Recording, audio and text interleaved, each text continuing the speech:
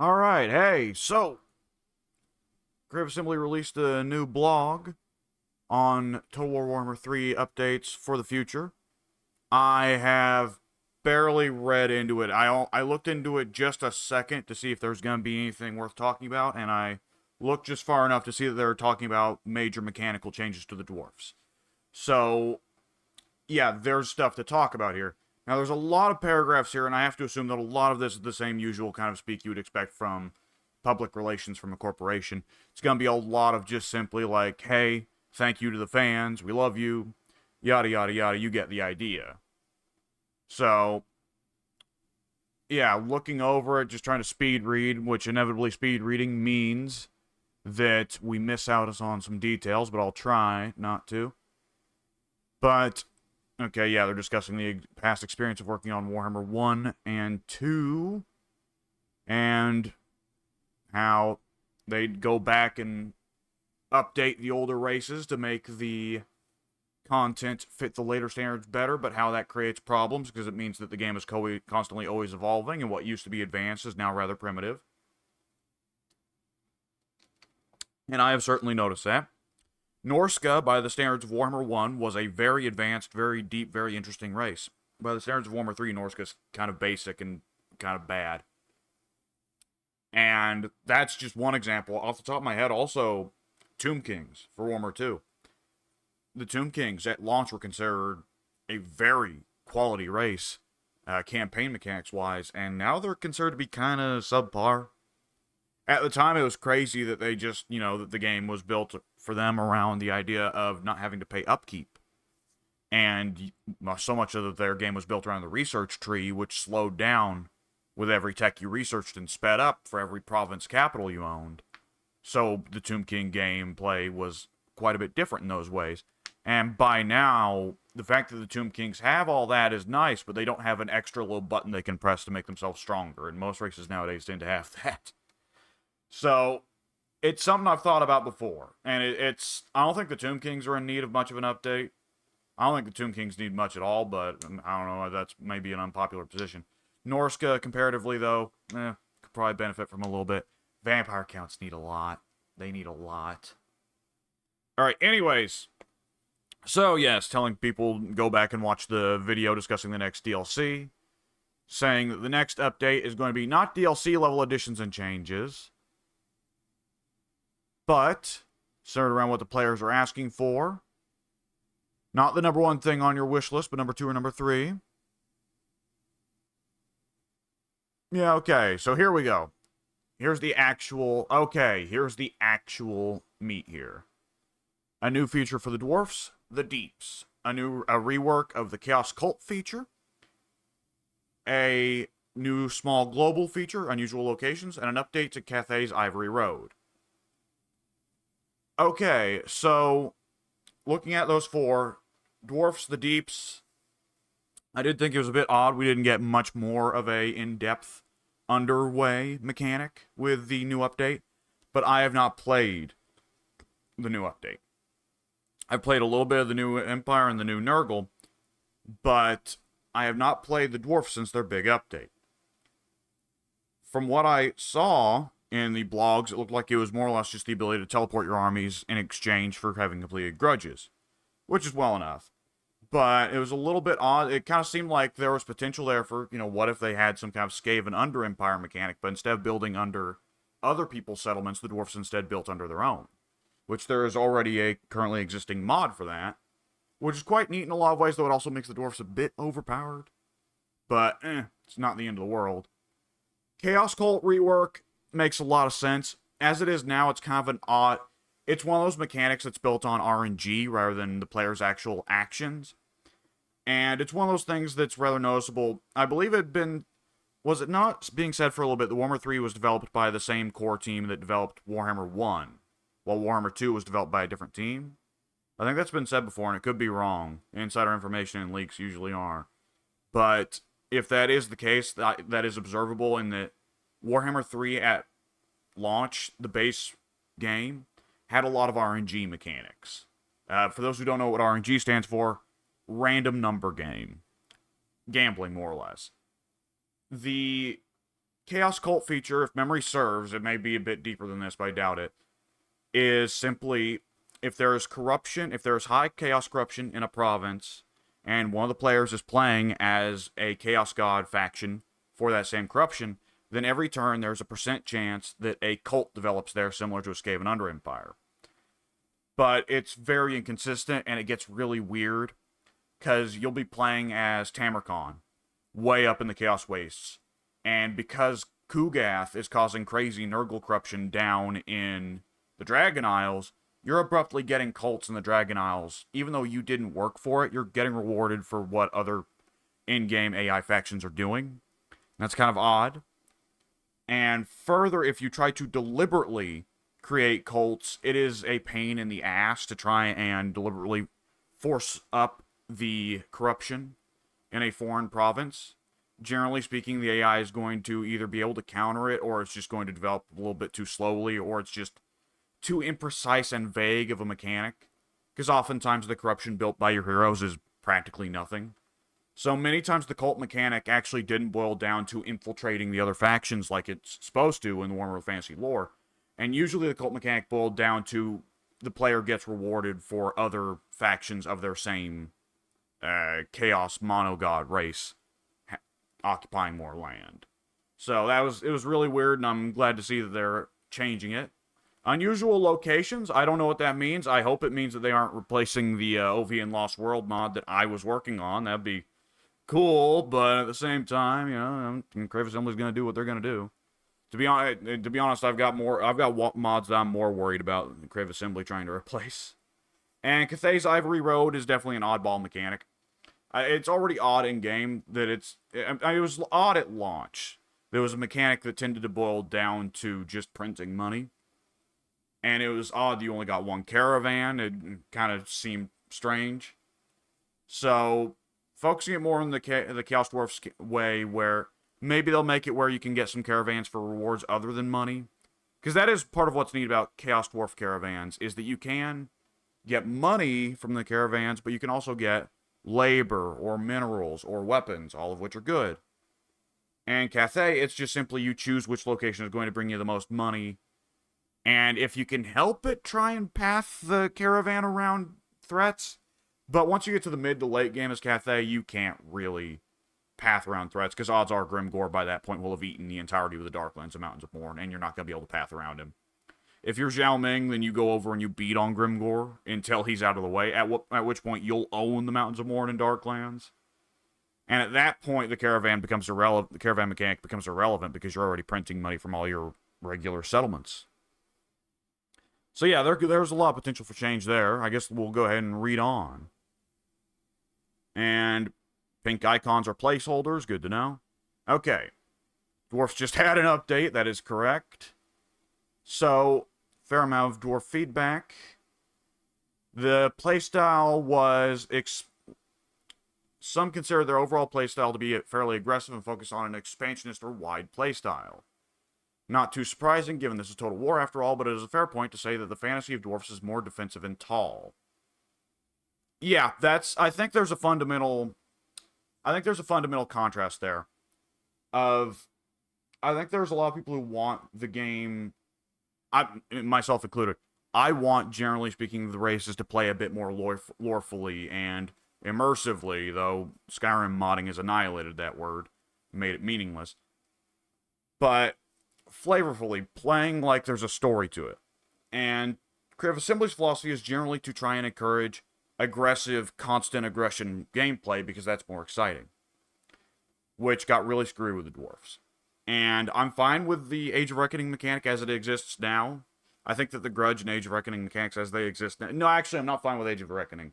Well, no, they toned it down, I heard. So that's probably fine now.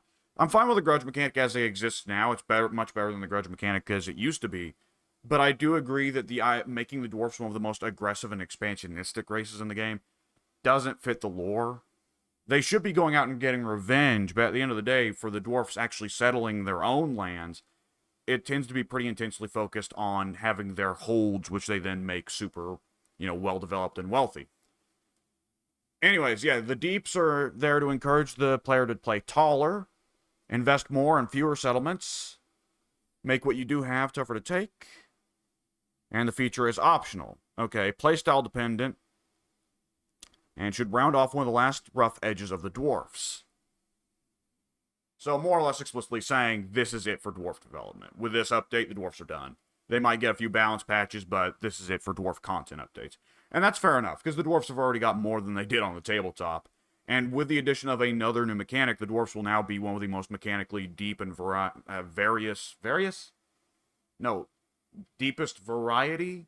I'm not sure what I was trying to go for there. I've been awake for just about nearly 12 hours now, and haven't ate anything in that 12 hours, so a little bit sapped for energy. But anyways, yes, all dwarf factions have access to the deeps. In gameplay terms, these provide you more room to build with extra building slots and a completely separate building tree that allows a few different bits of gameplay with things you can't do with your traditional building options. There are limiting factors, though, and heavy investment is required to develop your deeps. This isn't just a pure power spike for them. You gain access to the deeps and any settlements you own by constructing the Great Gate, the entrance that links the surface world with the deeps. It is important to note, though, digging to such depths is costly and time-consuming. You're going to need permission from the High King to be expending such resources, and you'll need to develop your existing deeps locations before you can expand to more. Belligar and Thorgrim have a small bonus in this regard, though. Belligar, because he's already received permission to go reconquer 8 peaks, and Thorgrim, because he is the High King. Okay, now hang on, let's see. Looking at that building right there, we got a fee to build of 10,000 gold. Now, what is noticeable to me there is that is a very expensive building, especially for tier 1. And it takes 2 pops, and it takes a resource that they haven't yet made an icon for, which I assume is High King, Royal Authority, something like that. So, also unique deeps for Zarnagrun's, Skaven Blight, and Carrick 8 peaks. That's cool. But anyways, at 10,000 gold. So, with 10,000 gold, the thing that sticks out to me there is the Southern Realms mod by Kataf. I found to be a very fun experience. At least partly because they have a very unique campaign structure. Even though they don't appear to have that unique of campaign mechanics, they've only got one, the plutocracy mechanic. They nonetheless play in a wildly different way from virtually everybody else at the board, because their buildings are extremely profitable, but they're also extremely expensive. And so the Southern Realms has a lot more motivation to conquer a couple provinces and just pump loads of money into those provinces and not try and conquer other provinces because they'll be spreading themselves thin. They won't be able to afford enough military to cover it.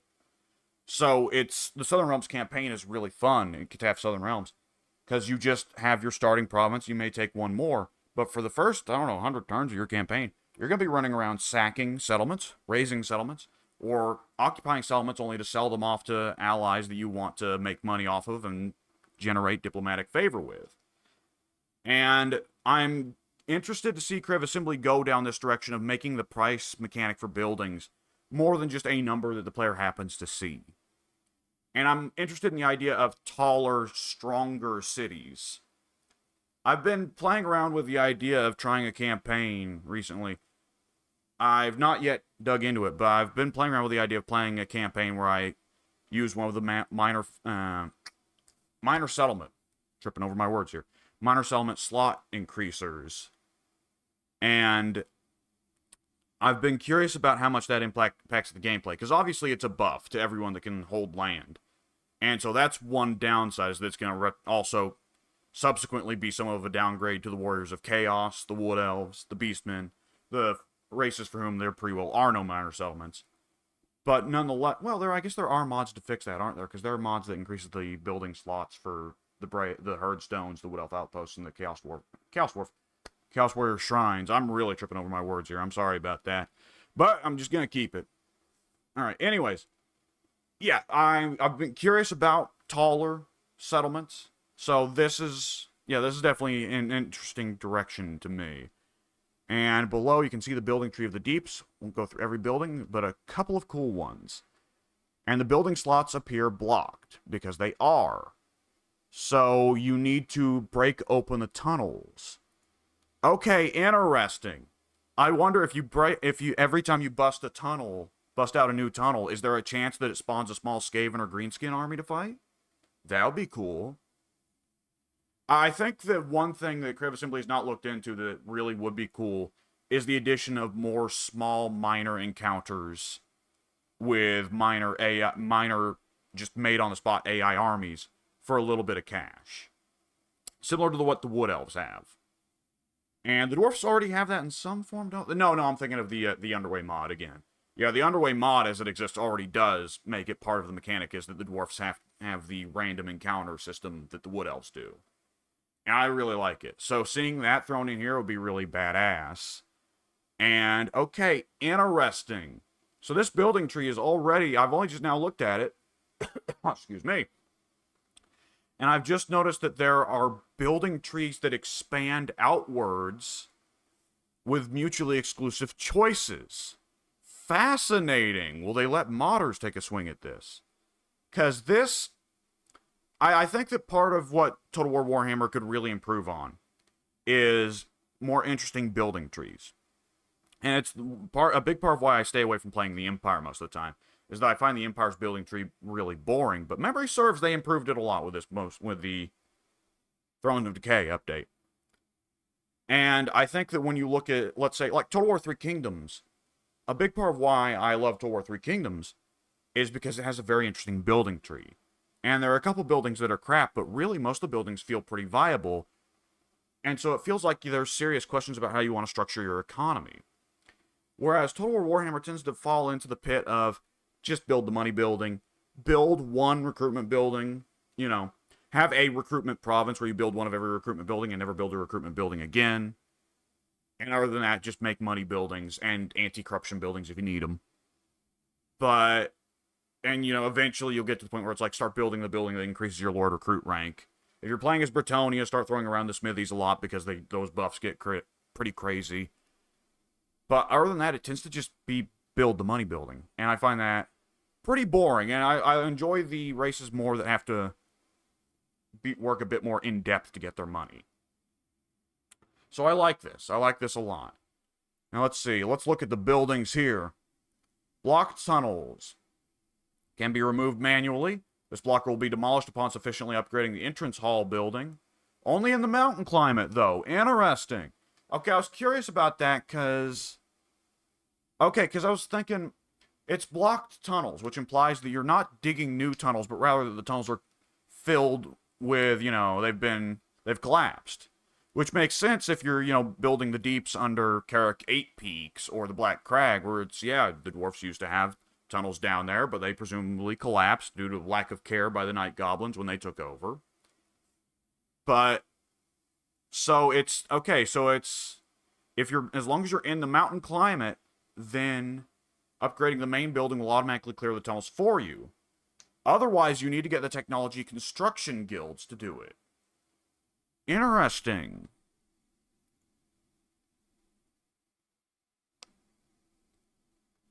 Oh, we've got more turtling options. Is that it? Okay, wait. So, more turtling options. Okay, we're just showing 2 buildings here. Guild foundries. Whoa! Settlement income plus 5% per turn count.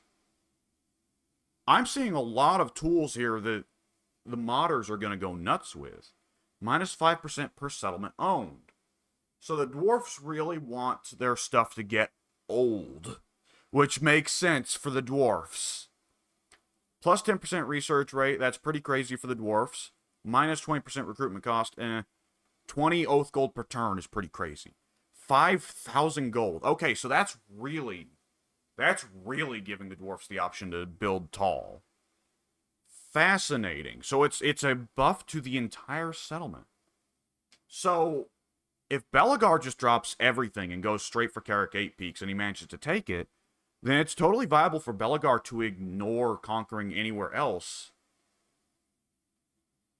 And the more I sit and think about this, the crazier it gets. Plus 5% per turn. That is, if Thorgrim never expands past Karazakarek, he just sacks or razes the Pillars of Grungni and the other settlement he has right there. What is it? I don't remember. If he just razes those settlements or hands them off to another faction, then by turn 10, he will already have, well, 10 times, plus 50% settlement income. Local region. That's, no, okay, for a second I was thinking like, okay, minus 5% settlement in the local region, my brain mixed region and province. That would make no sense. There's only one settlement per region. Okay, yeah. Nonetheless, so yeah, it is honestly, well, it'll be 45% because it's probably counting Karazak. So, yeah, 45% income increase on Karazak, which already has a gem mine, and it's just going to keep going up. Wow. That is nuts. So you'd get to a point where the dwarfs are just sending out armies to terrorize their neighbors. Instead of actually expanding, you just help the other good guys.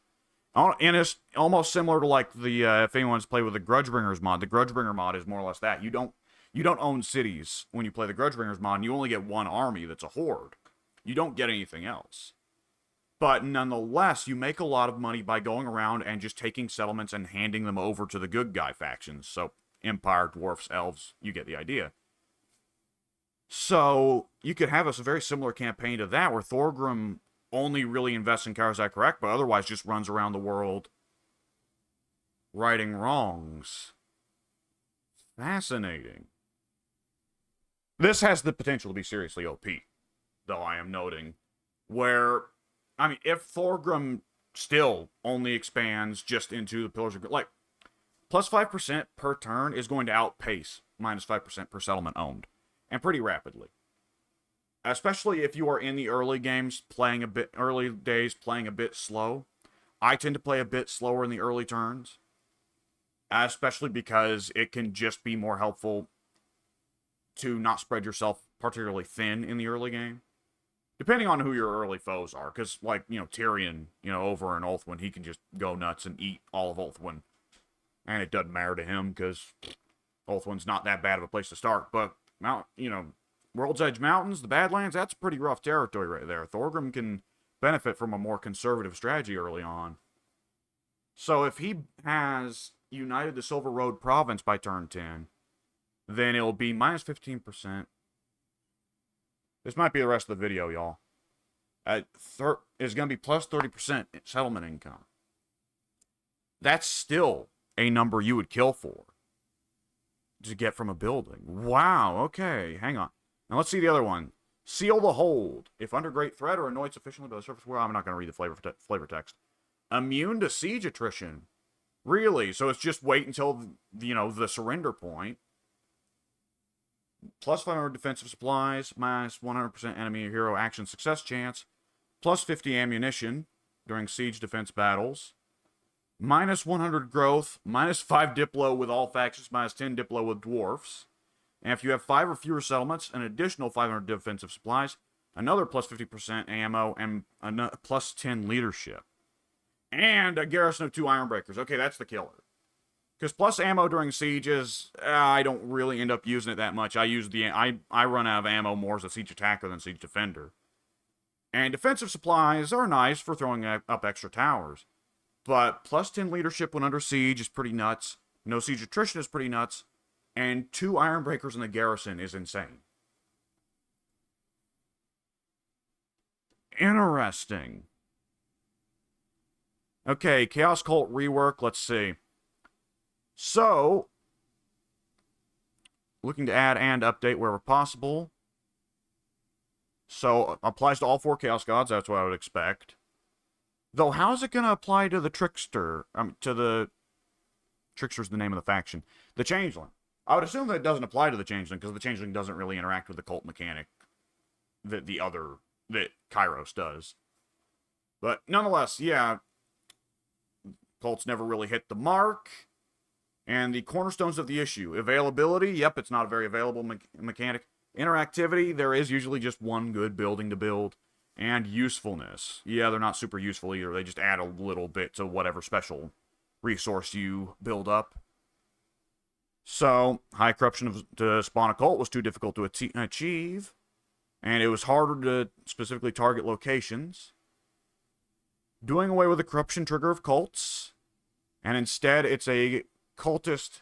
It's the cultist agent will spread it himself. Okay. The fantasy is that cults create the corruption, not the other way around. Yeah, that's pretty accurate. So cultists now have the established cult agent action. And it looks like they actually lose out on their prior settlement action, which I'm not complaining about because there's always something odd, like open the gates, that you didn't use. But there's also something extra, Cult Magus. The Cult Magus is a campaign-only version of the cultist agent who can create special cult locations that have extra building options and innate benefits. Like all other campaign-only agents, they'll disappear when using their agent action. As you can imagine, the Cult Magus is now managing the cult he's just established, so you can't reuse him. You'll get a new Cult Magus from establishing and sufficiently developing standard Chaos Cult. So before I get into looking at what this cult stuff does, I gotta say that for me, I was really pretty disappointed that it was really non-viable as a gameplay strategy when you're playing the Monogod Chaos factions. It was really non-viable to try and stage a subtle, slow-scale invasion of the world through cults. Because in a lot of Warhammer Fantasy, Chaos is a very slow and insidious corruption of the Empire's heart, Kislev's heart, the High Elf's heart via Slaanesh.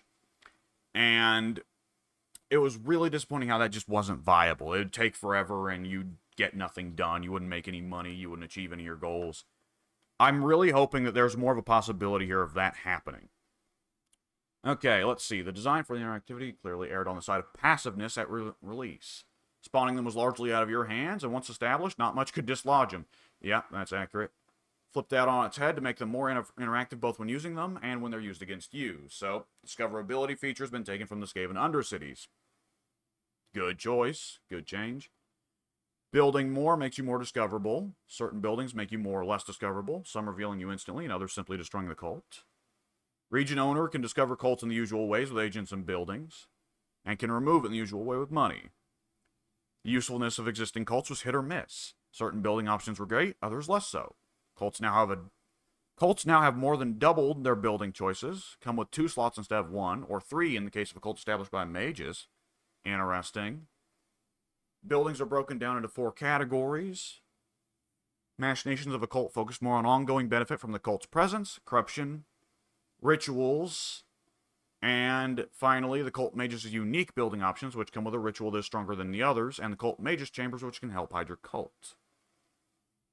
Okay. So, can we get some examples? Okay, here we go. Cults now have access to the teleportation ritual. Previous only Khorne could do this.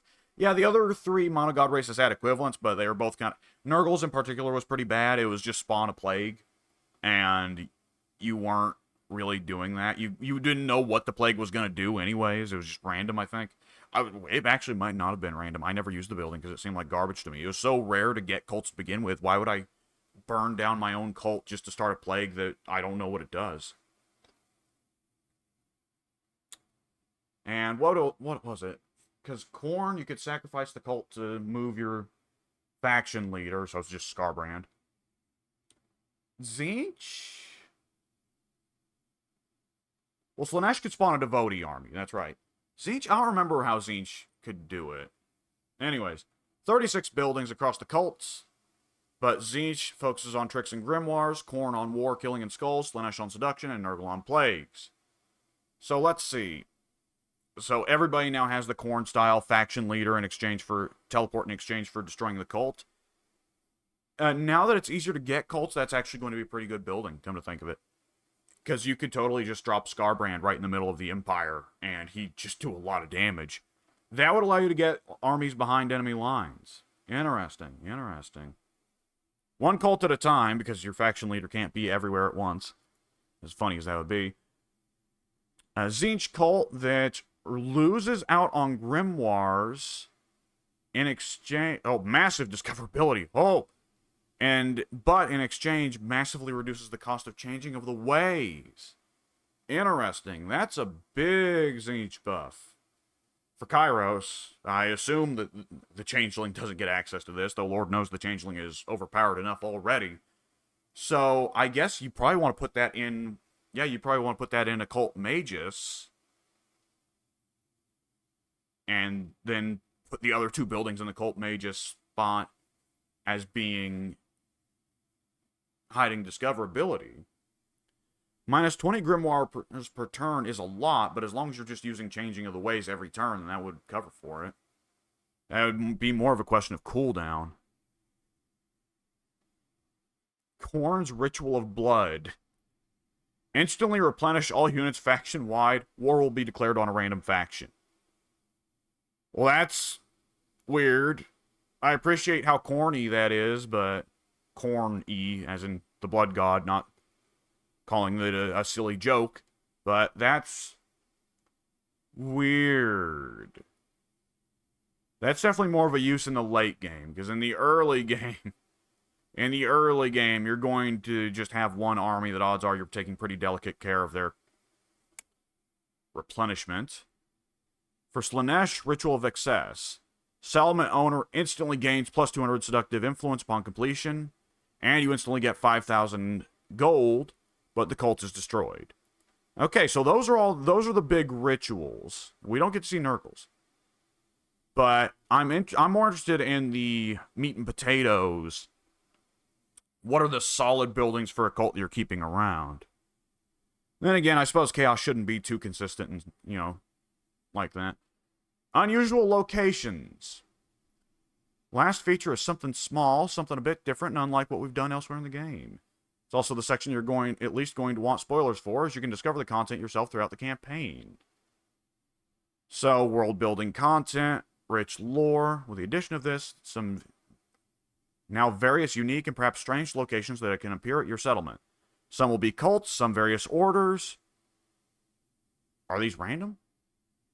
Perhaps something entirely different. None of them linked to any existing factions.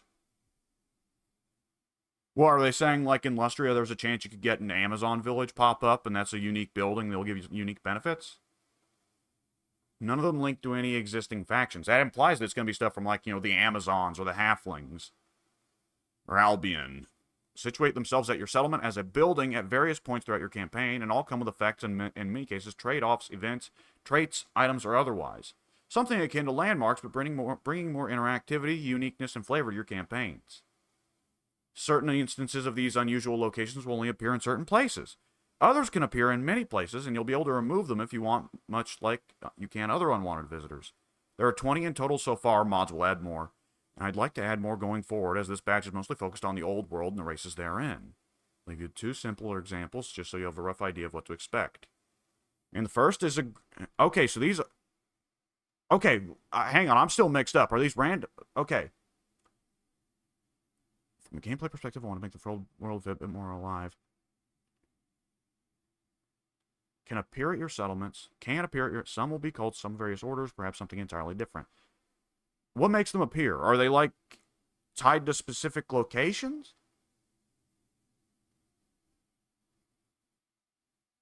I'm really mixed up. Some will only appear in certain places. Others can appear in many places, and you'll be able to... So I assume it has to be some degree of randomness. It's just, honestly, some... here you go. Here's a random present.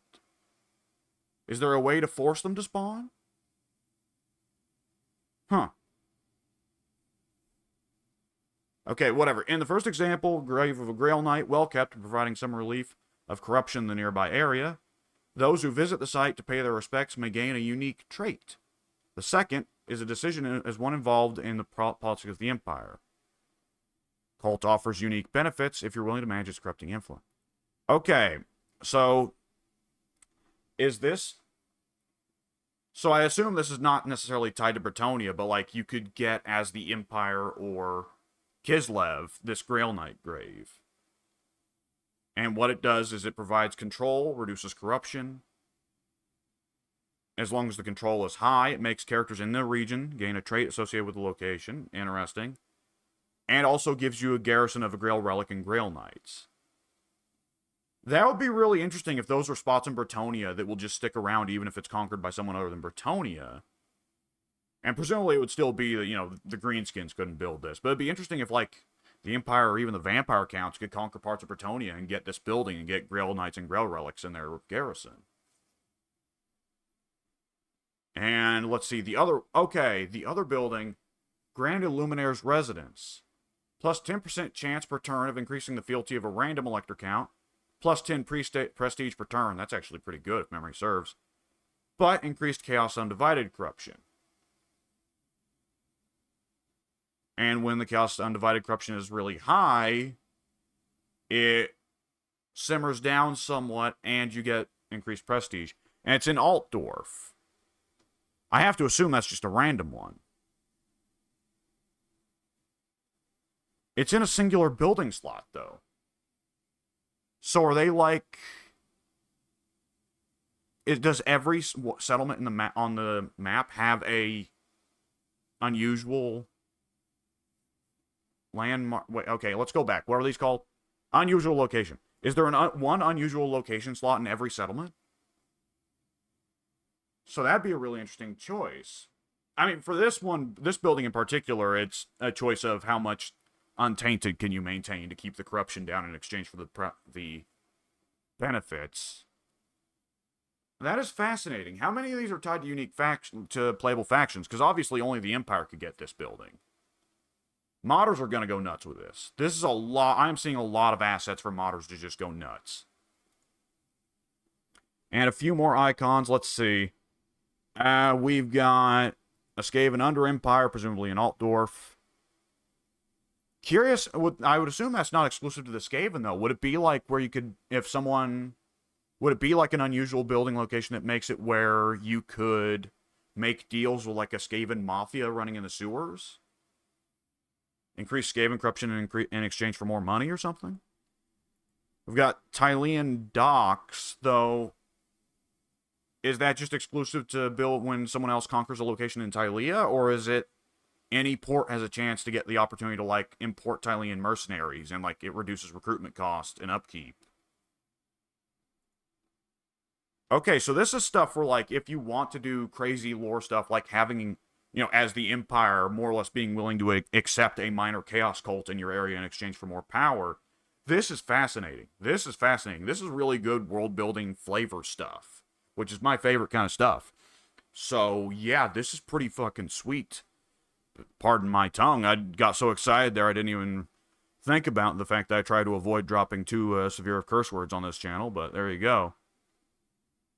Go about your business playing your campaigns. Every now and then you'll come across something unique or interesting to deal with and or distract you for a moment. The more we can have that happen, the better, as it'll provide more variety to your experiences. Okay. So is it, like, do you have different choices, or is it just simply... Because I would have to assume there's different choices, because otherwise why would you not build the Grail Knight grave if you have access to it? Comparative to, let's say, the Grand Illuminaire's Residence, where it's like, yeah, you could choose not to build it if you don't trust your capability to keep the corruption in check. But there's no reason not to build the Grail Knight grave. Everything that does is a positive. So do you have different choices in locations? Is it like on a settlement-to-settlement basis? Like when you conquer a new settlement, it's almost like unwrapping a gift? Like, oh, what unusual location choices do I have here? Or is it like, you get a news notification saying, hey, you got a Grail Knight grave, you can build it in any of your settlements?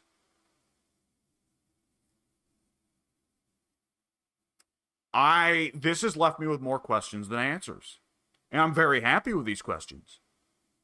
But nonetheless, this has left me with a lot of questions, because mechanically, how does the construction of these things work? Fascinating. Okay, when's the update come? When's the update come? Let's ignore the comments. Who knows what fools are saying down there. It says it's a blast making it. I can believe it. This is a lot of... This feels like a labor of love type update. Because the Chaos Cults, like, that's just an update that you would expect, where it's like, hey, the mechanic that we have already is kind of, not great, and we've gone back and fixed it. But the Dwarf Deeps, beyond just simply being the sort of thing that they are pushing, because it's like, hey, this will, the fans will like this will make the players have a more positive opinion of the game. That really feels like the devs really wanted to experiment with the dwarf gameplay and give them a wildly different gameplay option than what they already have. And the unusual location in particular, you can tell it's playing a little bit with the idea of randomness to, if it is truly random, then it's playing with the idea of randomness to increase replay value, but also tickling that part of the brain that loves landmarks. So, hmm.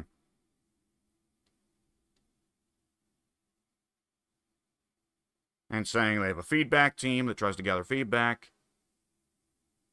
Okay, it doesn't look like they said when the update is coming. So, did they say that at the top and I missed it? No, they didn't. Okay, so, yeah, that is really cool. Like, really, really cool. The Dwarf Deeps, the Chaos Cults, the unusual locations, I have to assume for them to have not shown the new Ivory Road for Cathay that it's not going to be too crazy. I mean, just giving them like a tech tree option to add another caravan or two would be already an interesting change. And make it where I'm not sure what rewards Cathay could get from trade caravans other than money. I guess Yuan Bo could get more stone and jade pieces for his edicts, but that could get really OP really quick because Yuan Bo's edicts are really strong. And Miao Ying and Zhao Ming don't really have a unique resource to throw around like that. It would be interesting if a trade caravan could be completed and it wouldn't provide a resource, but like a 10-turn buff. That would be interesting. Or access to special units in a recruitment pool? I don't know. There's a lot of possibilities there. I'm curious. I imagine for the most part it's just going to be the ability to get an extra caravan or two, though. Which is going to be fine. That'll make Cathay's turn-to-turn gameplay more interesting in the mid-game. But, regardless, everything that is in that blog is very exciting stuff. And will make several parts of the game have a lot more variety. And it makes me real, like, the Grudge mechanic and the Age of Reckoning mechanic are both very cool, but I wasn't really chomping at the bit to play a new Dwarf playthrough. That Deeps mechanic has really got me interested, and I really want to see it in action. I want to play a Dwarf. I want to play a Dwarf campaign with it. That is really cool. So, yeah, absolute 2 thumbs up for me. Very good stuff, and makes me very interested the next DLC. Because if this is the direction we're going, the Greenskins, I would love to see the Greenskins get some more advanced gameplay mechanics like this. Because the Greenskins right now, they're actually probably my least favorite campaign to play, because they're just kind of, the one campaign mechanic they have is the wall mechanic, which is more or less just win and then win more. Which I guess is accurate for all of Total War, but it's most explicit with the Greenskins, and I just find it really boring because they don't otherwise have anything going on. Nonetheless. Yeah, there you go. Very cool stuff, and I will see you folks later.